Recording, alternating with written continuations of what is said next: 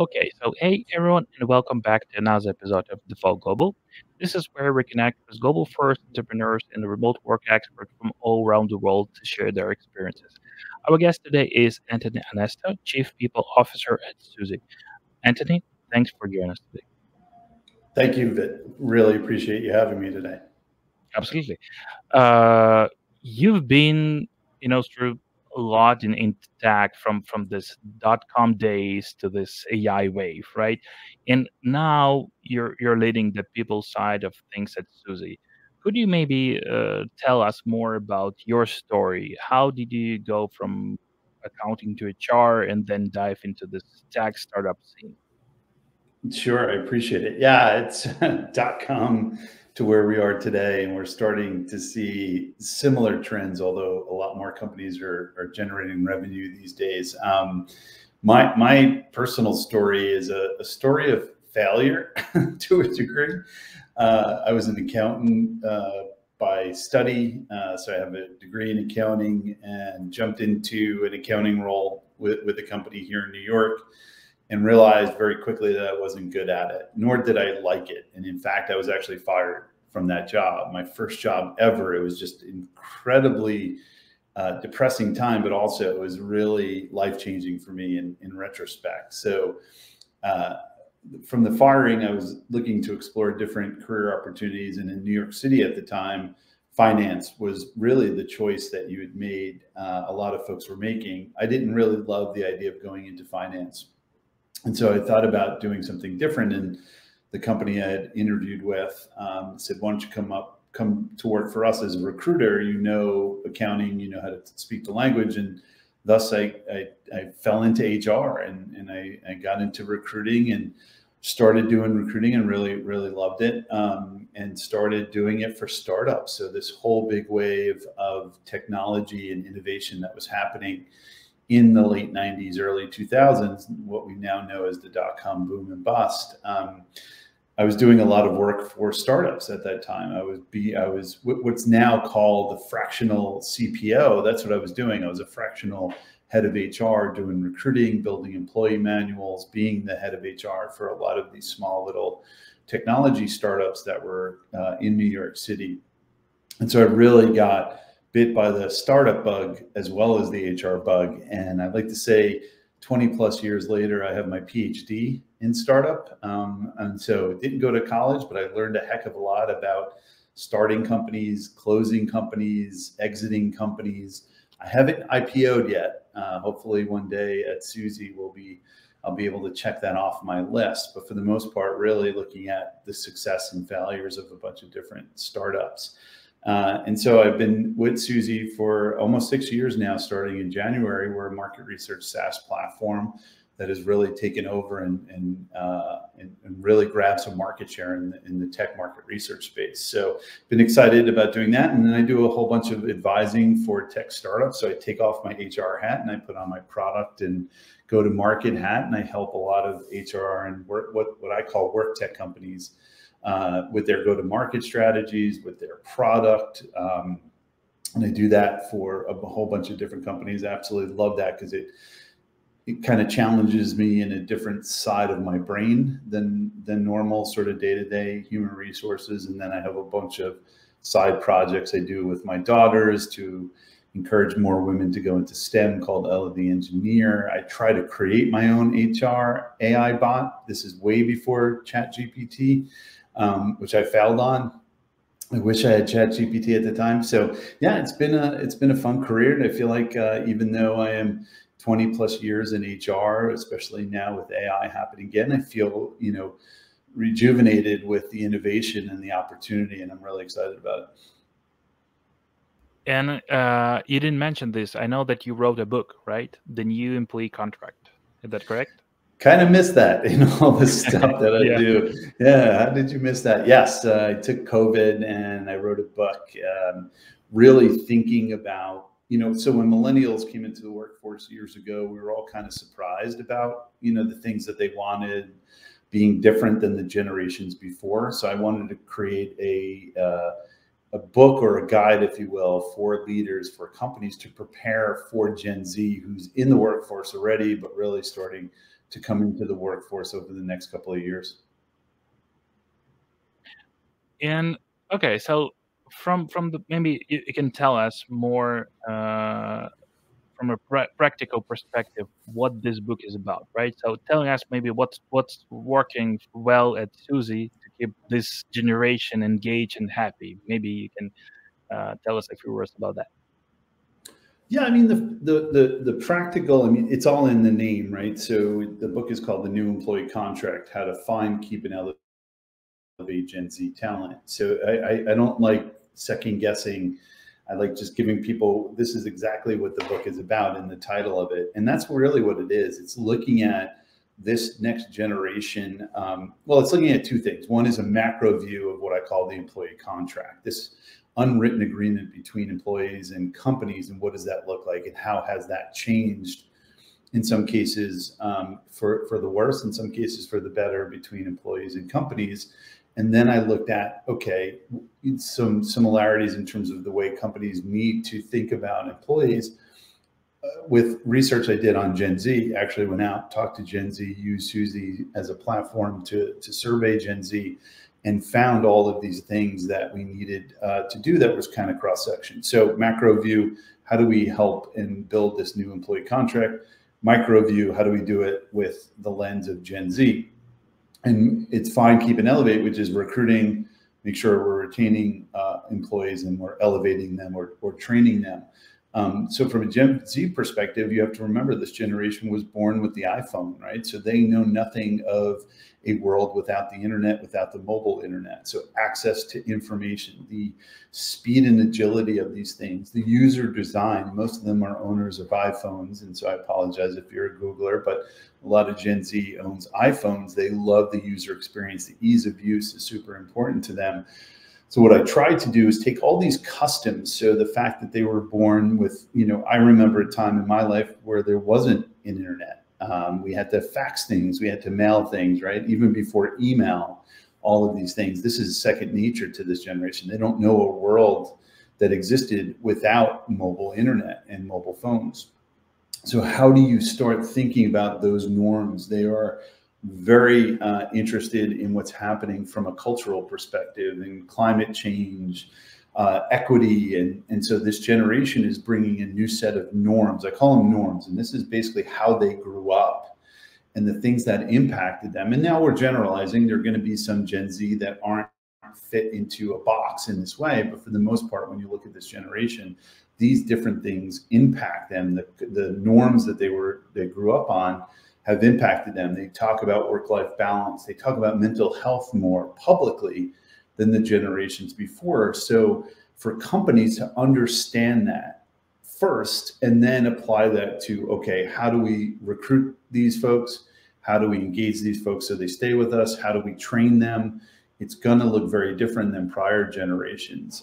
So my book is a guide, my book is a cautionary tale, because you started seeing it already in news articles where companies, you saw it, CEOs, this is a spoiled generation, or they only want to be TikTok influencers, or all of these sort of things without really understanding this generation. And by the way, and I'm sure you know this being in the business that you're in, companies are now valued by by their intangibles, and intangibles are people. And so you can stick your head in the sand and not read my book, and that's totally okay, but you're going to be unprepared for the future. And so if you want to increase value in your organization, you're going to want to know how to recruit these folks, how to engage them, and how to train them. Yeah, they should read your book for that. Yes, okay. Yes. 100%. And so Suzy is described as the voice of consumers, right? Can you tell us more about this? How does Suzy integrate its people-first approach internally while amplifying consumer insights externally? Can you talk more about that? Yeah, our mission, our vision as a company is to enable human understanding. So you can imagine how that kind of trickles into everything we do. I'll start with the business side, and then I'll talk about what we do internally. But on the business side, what Suzy allows you to do is bring the consumer to conversations in a quick and easy way, where traditional market research was, it was very difficult to do. It took too long. Suzy has brought that down almost to a real-time nature. And so instead of companies looking at, we ran a campaign years ago called the HIPPO, the highest paid person's opinion in the room. Instead, now they could bring data to the conversation. What is the consumer saying around your product and service or your brand specifically? And they can make data-informed decisions better. And that's the key factor that we're trying to drive, is bringing that customer. Our clients at Suzy are obsessed with their customers. Why not have that voice of the customer at the table? So all they have to do is open up a laptop, log into Suzy, and literally can launch a question super easy and get that voice of the consumer. Now, internally, what we do here at Suzy is we have, since I've been here in 2018, pulsed our employees on a regular basis to get their voices heard, to understand. See, I can go with 20 plus years of experience and think about, hey, I think our employees are going to need X, Y, and Z. Why not bring data into the conversation? Because some of that may change. Some of my assumptions may be wrong. I might be the HIPPO, the highest paid person's opinion. I might be wrong. And so we pulse our employees. During COVID, we used to do it weekly. It's unheard of in HR to pulse employees on a weekly basis. But there was so much going on in the world. There was so much. You were locked into your apartments. You were in a global pandemic. Things were changing. And that's why Suzy had grown so quickly during COVID, is because our clients wanted to hear their customers more frequently. They couldn't wait a couple of weeks or a month or two to get data back from a survey in the traditional way that market research worked. Same thing for us internally at Suzy. We needed to get the data. Now we've moved it to monthly pulsing, but we're still getting data from our employees. How are we doing? What are the things we're doing well? And we'll double down on those things, because a lot of times you'll go into a survey and look at the bad things. I like looking at the good things and saying, okay, let's make more investment in that. Let's do more of that, but also revise some of the bad things that we're doing. Yeah, and speaking about that, in one of your posts, you highlighted how Suzy transitioned to fully remote work during the pandemic, tapping into this talent from diverse locations, right? So how has this global approach reshaped Suzy's talent acquisition strategy? And what are the maybe key advantages and maybe key challenges you have faced while building a globally distributed team? I think once we realized that we were going to a remote setting, or we were forced into a remote setting for a whole bunch of months, I've always been pitching the idea of talent from everywhere. So the ability, and we've kind of had that in our DNA to a certain degree. We were primarily in New York, but we had folks in North Carolina, in Alabama. So we had this sort of main hub and then other offices. But what COVID had done, it was unlocked it for us. So now I call us like a cloud organization, right? So now we're sitting remote. And so we have to think about all the things a remote company would do to operate. And so making sure that we're building different cultural events, different things that we needed, but it has unlocked talent for us. If you think about, I mean, COVID pushed people out of the cities into the suburban areas anyway, but there were super smart people sitting in the middle of the country. Like typically, if you're a startup, you're in New York or you're in California, right? Those are the two main. In California first in terms of the amount of talent and investment, and then New York was second. But I'd argue that New York is number one, but because I'm in New York. But the rest of the country was kind of like, hey, how about us? And there were smart people around the country that, unfortunately, because you were restricted to coming into an office, you couldn't work for a certain set of companies. COVID completely got rid of that. And we jumped on it. And we said, all right, we're going to do talent from everywhere. And so, and this is mostly US based. We do have some folks internationally, but for the most part, just really exploring the talent within the US has been an incredible lift for us. Finding, like I said, we were about 3 or 4 states that we had employees in pre-COVID. Now it's easier to say there's only 5 states where we don't have an employee in the United States. So we have taken advantage of this, and it's never been an opportunity about cost cutting. It's about the opportunity of talent, that we can find great people. And it's a competitive, tech is very competitive, even though we did see a tech recession at the beginning of this year, it is still a very competitive market. Now you add all the different AI companies that are out there, it's actually becoming more and more difficult to find folks. So that's how we did it. We took it as an opportunity, and we really looked at Suzy as a distributed company versus a company based out of New York. Okay, and speaking about the paradigm shift in recruitment, right, from concentrating in a specific cities, like you mentioned, to accessing like a talent globally or in some other cities, right? So how does Suzy ensure cohesive company culture and effective collaboration within such a distributed team? Yeah, it's a great question. I mean, to a degree, we were somewhat distributed before, so it was definitely a shift for us to have everyone working remotely. So a couple of things. One is you have to operationalize a lot of the connections. You can't leave it to just chance. So you have to actually build what I call cultural norms or cultural events on a regular basis. And it seems like, having an all hands every 2 weeks is a heavy lift. And, what are we going to talk about? But it becomes part of your culture over time. So you operationalize these things. We have something called the virtual kitchen, which is just an open Zoom room every Tuesday at 12 noon where people can come and just connect with each other. So you have to be a couple of things. One is you have to operationalize these ideas. And even when you believe that, hey, we don't have anything to talk about, or why are we doing this, continue to do it because it becomes part of your culture. People now expect it, and it allows folks to connect. The other piece is being very intentional about what you do, creating new things, trying ideas. A lot of times, and we all had this during COVID when that happened, we ran a bunch of different things and they didn't work. So don't get discouraged. Some things just don't work. Some things do work, and then you double down on that. And then really drive a connection.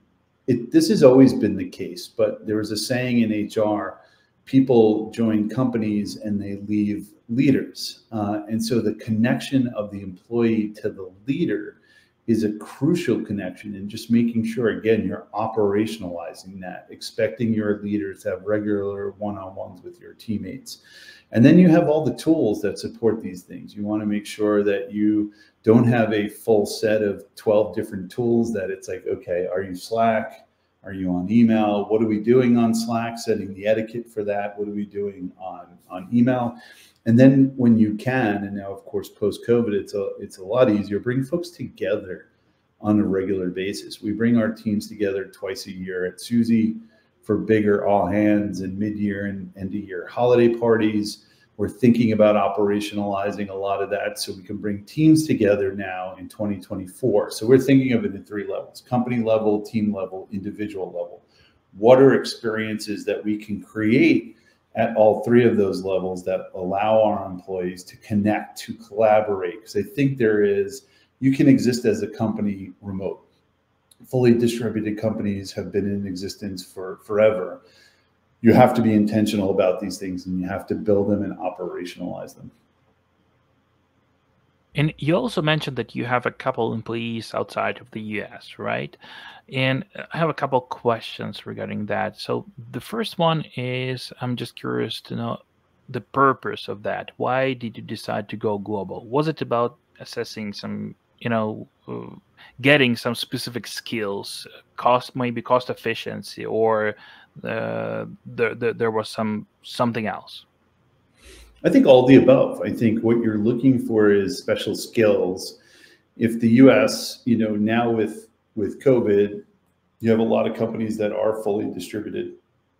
And so that you're competing now with the same companies where you competed locally for many, many years ago. So talent becomes an issue too. So you have to think globally around talent. And I think there's very clear distinction between US talent, the cost of US talent, versus talent in other areas. And there was a great, Carta actually put out a really good blog post which showed the comparison of New York or California salaries at 100% versus the rest of the world. And there's certain areas that you would have incremental savings around talent, getting great talent for less cost. Some of it is comparable, and in some cases, like, you don't have to go offshore at all. You can, in the US, there's great design talent right in Mexico, in Colombia, all these sort of places in Latin America.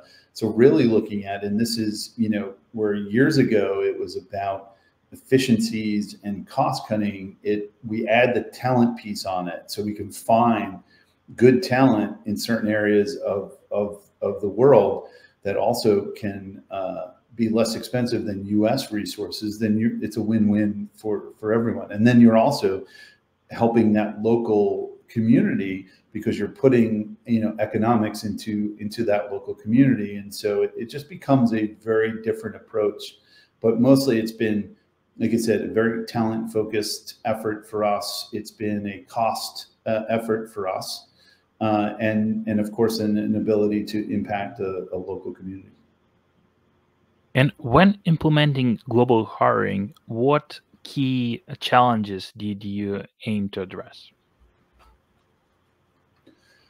Well, I think the first one that's always a key challenge, depending on where you go, is time difference, right? I think, in my past experiences, not so much here at Suzy, but in my past experiences where you have resources that are offshore in different time zones, it either could be an advantage or a disadvantage. It also, like, if you're trying to have certain resources globally work alongside your US employees, it's a very different talent pool, because it might be at night there, and any really good talent in these regions would probably prefer a day role, right, versus a night role. So definitely, I would say timing and time zones. This is why I'm very interested in more nearshore opportunities, because I think the talent is there. Language barriers. I think cultural barriers have always been a challenge. Your communications are a little bit different.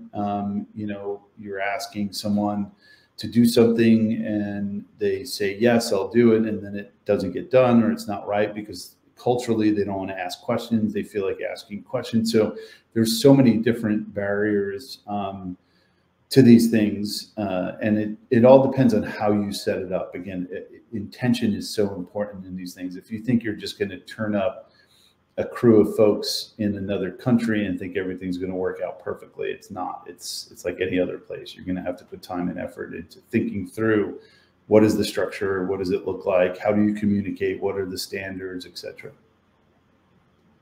And Anthony, you have tons of experience with talent acquisition, right? And you probably worked with tons of recruitment agencies, external, maybe recruitment agencies.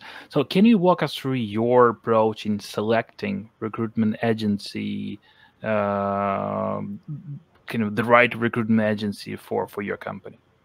I think there's a couple of different ways. One is, and I'm a big believer in, there's a certain level of stuff that needs to stay within Suzy. And so the question then becomes, what is it that is not a skill set for us? Is it a particular challenge? We went out to, and this is in I think it was 2021, everyone was hiring product managers. And so it was very difficult to find, like, you would reach out to a product manager internally through your recruiting system, and they had 3 or 4 offers by the time you even got to phone call with them. It was just a very competitive market. So we had to go out to an agency that expanded our networks, that can take some of that burden off, would know that these individuals are interviewing or not interviewing, their skill sets a little bit more. So we look for very specific agencies or very specific skill set or niche things that we'll have to look for. AI is a perfect example of this right now. You're seeing, ChatGPT, I don't know if it's true or not, giving, $10 million packages to Google AI engineers, right? And so for that, it's like, that's a huge opportunity for companies to look globally. There's AI talent all over the world. And so being able to look at first the niche capability of that agency, who they've worked with, right? If they've worked with IBM or a large company, we're a small company, we're more agile, probably is not, as impressive it is to work with those companies, they have a system in place a lot of times. And so you need to look at an agency that is agile in the way they think about these things. So niche capabilities, agility, And then where do they have connections? Like where, if you think of it globally, where are their global talent? What you don't want to do is hire an agency that doesn't have any understanding of the local market that you're trying to target. You know, a lot of agencies will say, hey, we do a lot of recruiting in this region, and it's not necessarily true. There's so much nuance in that. And so you want an agency that can show like, hey, we've had a presence. We know the local laws, the local compliance issues, et cetera. We know the local talent, even more important. So those three things I would say are the lenses in which we would go out, work with an agency, do our due diligence. And then of course, cost, like cost is always an issue. Are you marking things up a certain percentage? What does that look like? And how does that compare into the market? But that's always the last piece of it. And looking ahead, what trends do you anticipate shaping the future of work, particularly maybe in terms of global hiring, remote work, and this maybe relationship between employers and talent in the coming years? Well, it's interesting. I mean, this is a couple of predictors, right? I think the AI is going to have an incredible influence on the hiring process. I think, you know, I've predicted this in a video and a blog post that I've done recently, where if there are autonomous agents out there, you can essentially in a chat experience say, hey, go find me a software engineer globally for this role. Here's the job description. And they're out. Like, you know, maybe they're scraping LinkedIn, maybe they're looking at websites, whatever. So I think that's going to fundamentally replace sourcers for recruiting. So that's a big key factor of it. And it could be like, depending how smart they are, could they do phone screens and other, you know, they'll be able to do some sort of screening process and then serve you with like, here are the 5 people that we have, but it's going to open up global talent. The question is like, especially for a US company, how do you open up, you know, in a frictionless way, how do you open up global talent? How do you employ those folks? So systems and companies like Deal and Remote and all these companies that make it fairly easy to turnkey full-time employees, going to be critical. Working with companies that have resources in these regions, absolutely critical. I think the future, I'm going to say it's going to become more global. I think the internet and Zoom have brought global local, meaning I can talk to someone across the country or across the world on Zoom and feel like they're sitting next to me, right? So the technologies, if you want to take a bet on the Apple VR set or AR set, I think AR is going to have a huge impact. I think if you can put on a pair of glasses and see your colleague in India or in Colombia, you know, through an AR experience, I think that's going to open up the capabilities and talent across the globe. So all of these different things allowing more of a frictionless global economy. You can add, you know, I've predicted that Elon Musk's Twitter version or version of Twitter is, you know, he was in payments when he first started. I see that as a global payment platform. If you've ever paid someone, I'm sure you have globally, it's a pain to do that. There's a lot of friction involved in that. So I think that any sort of global payment system is going to make it a lot easier to have talent anywhere. And so I think all of these things are going to be, technology is going to add and create less friction, and it's going to enable more global talent. I will say, and I read a book on this, author's name was Peter Zion, It's the End of the World is Just the Beginning. There are certain countries and regions that are going to have demographic challenges. So I also feel like there is going to be a surge of migration coming into the United States because of some of these demographic challenges that are going to start happening or are happening.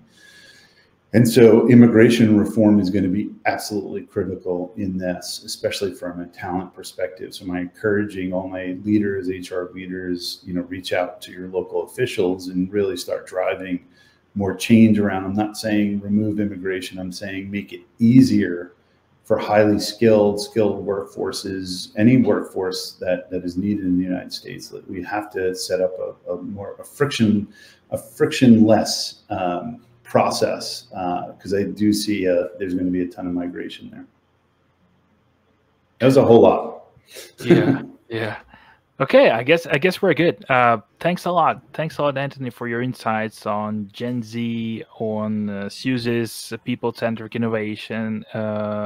on like those challenges of global hiring. Yeah, we wish you all the best in your current and maybe future projects. Thanks a lot. Thank you. Appreciate it.